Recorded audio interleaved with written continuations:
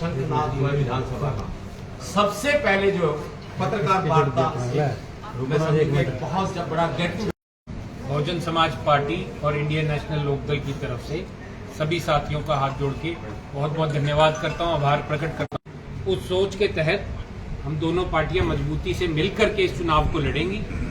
अगर मैंने चश्मा लगा लिया तो इस चश्मे में से हाथी नजर आएगा, और अगर हाथी चलेगा तो उसकी आंखों पे चश्मा ही होगा और धूल उड़ाता चलेगा। ना तो आपका कोई कांग्रेस का पंजा दिखेगा, ना कमल का फूल दिखेगा। अगर बात करें इस विधानसभा चुनाव में विशेषकर टोहाना की बात करें, सभी में उठा पटक, कोई नेता यहाँ है कोई वहां है, मगर इनेलो और बहुजन समाज पार्टी में कोई उठा पटक नहीं हो रही। इसका श्रेय आप किसको देंगे कि सभी एक के साथ मिलकर दें?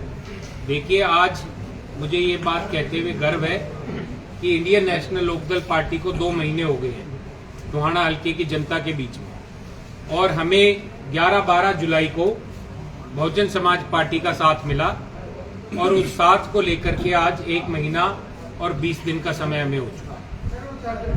और ये समय हमारे लिए, दोनों पार्टियों के लिए बहुत महत्वपूर्ण रहा, क्योंकि दोनों ही पार्टियां ग्रास रूट से जुड़ी हुई। आज आपके बीच में लंबी लंबी गाड़ियों में बड़ी बड़ी बातें करने वाले अलग अलग प्रकार के नेता हैं।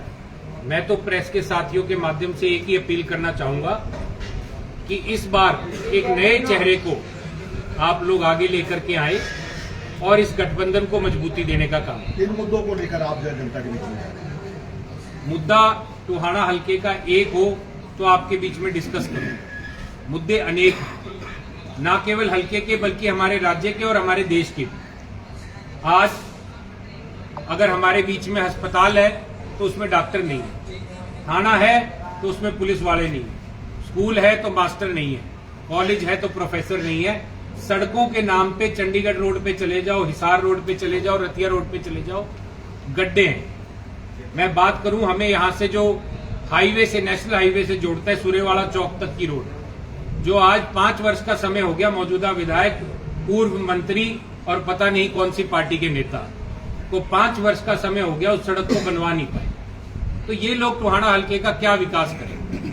You are so young and आप यंगस्टर से भी मिलते होंगे, तो उनके क्या विचार रहते हैं? वो जब आप उनसे कांटेक्ट होता है आपका उनसे, तो उनके क्या थॉट्स रहते हैं? किस तरीके से आप लोगों को करना चाहिए, बदलाव करना चाहिए? बड़ों का आशीर्वाद सदा लेकर के आगे बढ़ना चाहिए।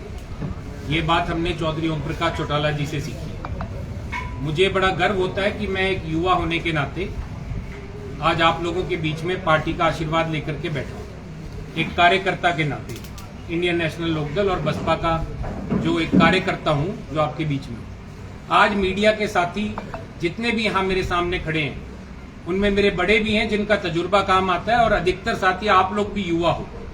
तो युवा की ताकत इस चुनाव में बहुत ज्यादा नजर आएगी। जहां भी मुझे हल्के में युवा साथी मिलते हैं, उनमें एक अलग उत्साह, एक अलग जोश मुझे नजर आता है इस बात को लेकर के कि उनके बीच में कोई युवा आया है। तो मैं तो आप लोगों से भी अपील करूंगा कि बदलाव लेके आए, क्योंकि युवा सिर्फ घर नहीं बैठता, युवा सिर्फ आप लोगों के बीच में आके बड़ी बातें नहीं करता, युवा काम करता है, और काम करने के मुद्दे से मैं आप लोगों के बीच में आया। आज हरियाणा में कितनी जीत का आप दावा करते हैं, कितनी सीटें जीतेंगे? विधानसभा की चाबी 2024 के अंदर चौधरी अभय सिंह चौटाला जी के हाथ में होगी, और वो चाबी दुष्यंत चौटाला वाली चाबी नहीं होगी। वो चाबी वो होगी जिसकी नजरिए से हाथी को लेकर के विधानसभा पहुंचेंगे, और उस चाबी से विधानसभा का ताला खोलेंगे। सरकार Indian national Lokdal party, Bahujan Samaj party मिलकर के बनाएगी। आज अभय चौटाला भी यहाँ पहुंचे थे, तो क्या आने वाले समय में भी जो है बड़े नेता यहाँ पर रैलियां क्या मायावती भी यहाँ पर आएंगी, ऐसा कुछ भी? आज जो साथी सवेरे चौधरी अभय सिंह चौटाला जी जब टोहाना पहुंचे थे, उनकी प्रेस कॉन्फ्रेंस में आए थे, तो उन्होंने कहा कि हरियाणा के 4 कोनों में 4 रैलियां होने जा रही है, जिसमें चौधरी अभय सिंह चौटाला जी के साथ उनकी बड़ी बहन मायावती जी नजर आएंगी। तो मायावती जी की निश्चित तौर पे 4 बड़ी रैलियां हरियाणा प्रदेश में होंगी, और हमारे भाई आकाश आनंद जी, जो आज बहुजन समाज पार्टी के उत्तराधिकारी हैं, कर्ता धर्ता हैं, उनके साथ अनेकों रैलियां इंडियन नेशनल लोकदल पार्टी के नेता चौधरी अभय सिंह चौटाला जी करने जा रहे हैं। विधानसभा चुनाव के अंदर आप जो है, जैसे आजकल भाजपा और कांग्रेस के अंदर काफी उत्तर पुत्र चल रही है, लेकिन कहीं ना कहीं टिकाव होगा, तो उसके बाद किससे आप टकराव मानते हैं? मैं एक ही बात आपके बीच में कहना चाहूंगा कि जो भी यहाँ से चुनाव लड़ने के इच्छुक हैं वो आज दिल्ली के दरबार में बैठे कहते थे, हम बड़ी बड़ी बातें करते थे कि हम दिल्ली की ओर मुंह करके भी नहीं सोएंगे, लेकिन आज दिल्ली में जाकर भी उनको नींद नहीं आ रही।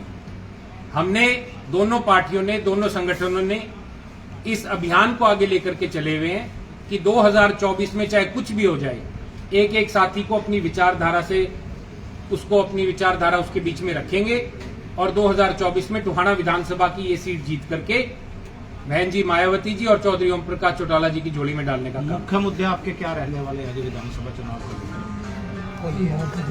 मुद्दों पे तो डिस्कस हो चुका। कुणाल जी, एक क्वेश्चन है, जो टिकटों का शेयरिंग है आपका बीएसपी का और इनेलो का, वो फार्मूले पे काम हो चुका है या अभी पेंडिंग है वो? क्योंकि आज दूसरी लिस्ट आई है इनेलो। देखिए, जब ये गठबंधन हुआ तो उसमें निश्चित तौर पे ये चीज डिक्लेयर हो गई थी कि 37 सीटों पे बीएसपी लड़ेगी और 53 सीटों पे इंडियन नेशनल लोकदल लड़ेगी।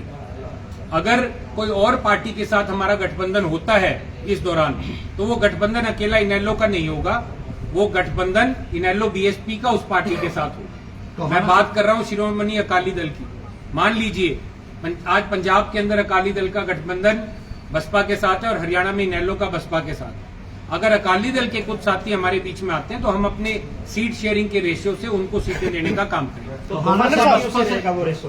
दोनों पार्टियों से रहेगा ये रेशो या फिर? अब दोनों पार्टियां आप लोगों की नजर में है, हमारी नजर में ये एक ही पार्टी है, 90 सीटों पे चुनाव लड़ रही है। टोहाना विधानसभा से जो टोहाना से बसपा का